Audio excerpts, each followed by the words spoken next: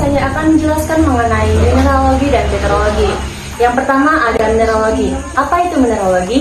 Mineralogi adalah salah satu cabang ilmu geologi yang mempelajari tentang sifat-sifat fisik, sifat-sifat kimia, cara terdapatnya, cara terjadinya, kegunaannya. Selanjutnya, pengertian petrologi. Apa itu petrologi? Petrologi adalah salah satu cabang ilmu geologi yang mempelajari batuan beku, batuan sedimen, dan batuan metamorf. Asal mula pembentukannya, pembentukan kulit bumi, serta penyebarannya. Dan batuan-batuan yang telah saya jelaskan tadi, pada awalnya berupa magma. Sebenarnya apa sih itu magma? Magma adalah salah satu lelehan silikat bersuhu tinggi berada di dalam litosfer yang terdiri dari ion-ion yang bergerak bebas, haflur yang mengapung di dalamnya. Di sini saya akan menjelaskan materi tentang mineralogi. Apa sih mineralogi itu? Mineralogi adalah ilmu yang mempelajari tentang mineral, meliputi pengenalan karakter fisik, komposisi kimia, pengelompokan, hingga proses pembentukannya. Pengertian dari mineral itu sendiri adalah suatu benda padat homogen yang terdapat di alam, terbentuk secara anorganik, mempunyai komposisi kimia pada batas-batas tertentu, dan mempunyai atom-atom yang tersusun secara teratur. Selanjutnya ada sifat-sifat yang terdapat pada mineral. Yang pertama yaitu ada warna. Warna merupakan kenampakan luar mineral yang dapat dilihat langsung dengan mata. Yang kedua ada kemagnetan, adalah sifat mineral terhadap daya tarik magnet. Itu ada tiga. Yang pertama ferromagnetik, mudah tertarik magnet. Yang kedua ada diamagnetik, tidak dapat tertarik magnet. Yang ketiga ada paramagnetik, sukar tertarik magnet. Sifat fisik selanjutnya yaitu berat jenis. Berat jenis adalah berat relatif suatu mineral yang diukur terhadap berat dari air. Yang keempat ada kelistrikan, yaitu sifat mineral terhadap arus listrik. Yang kelima ada kilat. Kilat merupakan refleksi dari permukaan mineral. Pertama ada kilat non-logam, itu ada 6 jenis. Yang pertama ada kilat kaca, kilat sutra, kilat lemak, kilat mutiara, kilat damar, dan kilat intan. Yang kedua ada kilat logam, yaitu kilat yang dihasilkan dari mineral logam. Yang keenam ada cerat-cerat, merupakan warna batuan yang berbentuk bubuk. 7 ada pecahan, merupakan kenampakan mineral pecah. Yang ke-8 ada belahan, merupakan terbelah sejajar dan seragam. Yang ke-9 ada kekerasan, yaitu ketahanan suatu mineral saat digores. Kekerasan mineral itu ada 10. Yang pertama ada talc, yang kedua ada gypsum, yang ketiga ada kalsit, yang keempat ada fluorit, yang kelima ada apatit, yang keenam ada ortopas, yang ketujuh ada quartz, yang 8 ada topaz, 9 korundum, dan 10 diamond. Di sini saya akan menjelaskan materi tentang kristalgrafi. Sebelumnya kalian tahu nggak sih apa itu kristalgrafi?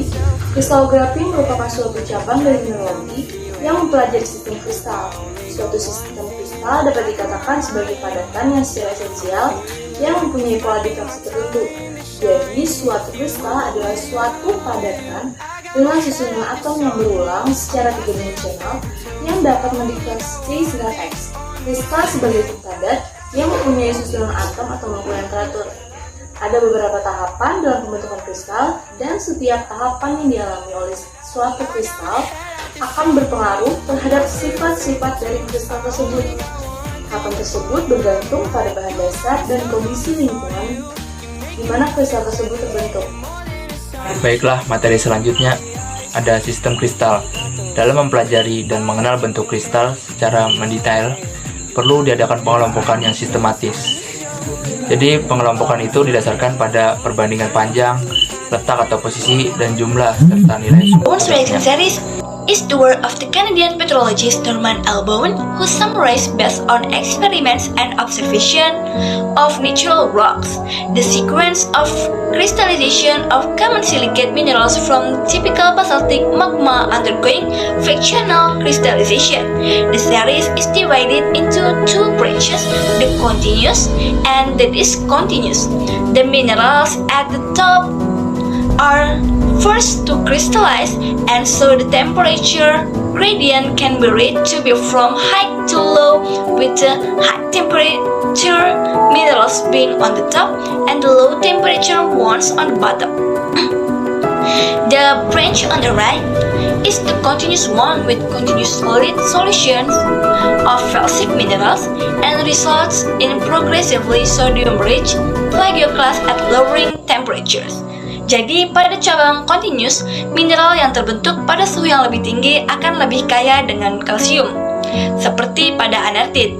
Kandungan kalsium tersebut akan terus berkurang ketika suhu mengalami penurunan, sehingga akan lebih kaya akan sodium seperti pada albit.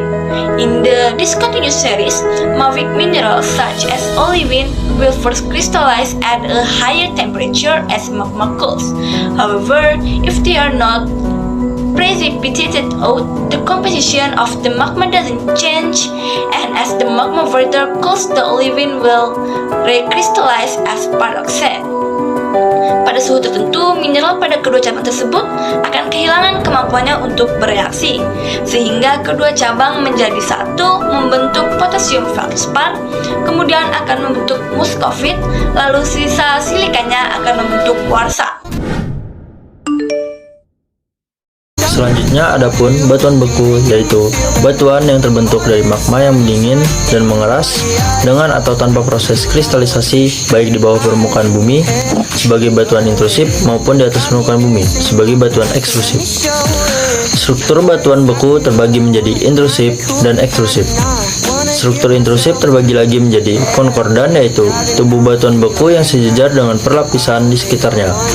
Jenis ini terbagi lagi menjadi sil, lakolit, lapolit, dan pakolit. Dan diskordan, yaitu tubuh batuan beku yang memotong perlapisan batuan di sekitarnya. Jenis ini juga terbagi lagi menjadi daik, batolit, dan stok. Selanjutnya ada struktur ekstrusif yang terbagi menjadi masif, yaitu struktur batuan yang tidak ada timbul retakan. Yang kedua ada struktur join yang terbagi lagi menjadi sitting join yang terlihat seperti lapisan, dan juga columnar join yang terlihat seperti batang pensil. Selanjutnya ada struktur pilau lava yang seperti bantal, vesikular yang memiliki lubang-lubang gas yang teratur, skoria yang sama seperti vesikular namun susunannya tidak teratur, amigdaloidal yang memiliki lubang-lubang gas yang telah terisi mineral sekunder atau mineral lainnya, cyanolite yang di dalamnya memiliki fragmen batuan di dalam massa batuan, dan terakhir ada autobresia yang memiliki fragmen lava di dalam lava. Selanjutnya ada tekstur batuan beku, yaitu derajat kristalisasi yang merupakan perbandingan antara massa gelas dan kristal di dalamnya. Yang kedua ada granularitas yang merupakan besar ukuran butir yang terbagi menjadi vanarik dan avanitik. Yang ketiga ada bentuk kristal yang terbagi menjadi tiga, yaitu dihedral yang merupakan bentuk asli dari bidang kristal, subhedral yang dibatasi oleh kristal namun sudah tidak begitu terlihat, dan yang terakhir ada anhedral yang sudah tidak memiliki lagi bidang asli kristal. Selanjutnya, tekstur yang terakhir ada hubungan antar kristal atau juga keseragaman antar butir yang terbagi menjadi equigranular, yaitu seragam, dan inequigranular yang tidak seragam.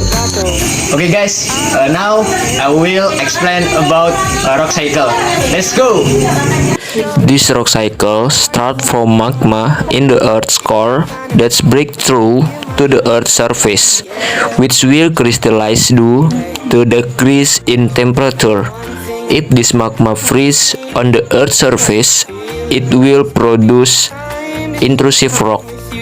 And if it open above the Earth's surface, it will produce extrusive rock. When the igneous rock is above the Earth's surface, it will be affected by the weather and undergo transportation. After the transportation process, the fragment will gather in one place, which is usually in a basin, and will experience deposition or compaction and undergo sedimentation or deposition. After settling, will go through a process lithification and produce sedimentary rock. This sedimentary rock will undergo a process of metamorphosis because it is on the Earth's surface, which experience high temperature and pressure. This will produce metamorphic rock, and because this metamorphic rock is at high temperature, will result in melting of metamorphic rock, which will converting metamorphic rock to a magma. Di sini saya akan menjelaskan tentang batuan piroklastik. Batuan piroklastik adalah batuan hasil dari letusan gunung api yang membeku secara cepat di udara, dan untuk masanya sendiri itu sangat ringan, berbeda jauh dengan batuan sedimen, metamorf, dan batuan beku. Dan untuk strukturnya, dia seperti batuan beku, ada masif, amigdaloidal, vesikular, dan skoria. Pengertian dari masif sendiri adalah struktur batuan itu tidak ada retakan. Dan untuk amigdaloidal, dia itu berlubang, strukturnya itu berlubang dan terisi oleh mineral lain. Untuk vesikular, dia tuh berlubang karena hasil keluarnya gas-gas dan lubangnya itu beratur. Untuk skoria, dia tuh seperti vesikular, tetapi untuk lubang-lubangnya itu tidak beratur. Baiklah, saya akan menjelaskan materi berikutnya, yaitu tekstur batuan piroklastik, yang merupakan kenampakan dari batuan yang dapat merefleksikan sejarah pembentukan dan keterdapatannya di alam.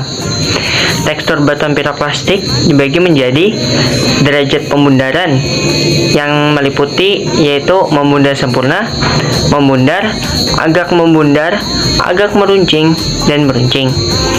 Kemudian ada derajat pemilahan yang merupakan keseragaman ukuran besar butir penyusun batuan piroklastik.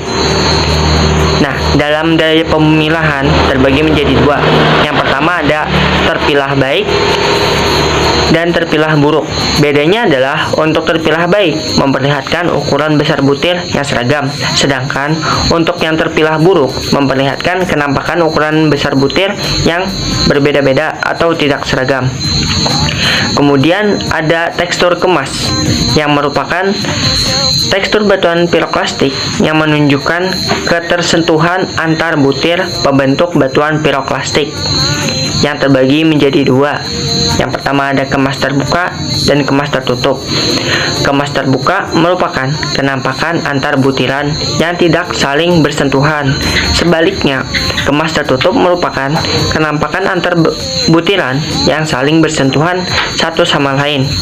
Kemudian ada tekstur porositas yang merupakan tingkatan banyaknya lubang atau rongga pada batuan piroklastik dan dapat dilalui oleh air atau tidaknya suatu batuan tersebut. Kemudian ada ukuran butir. Ukuran butir merupakan ukuran butiran pembentuk batuan piroklastik. Nah, dalam ukuran butir ini kita dapat menggunakan tabel klasifikasi batuan piroklastik.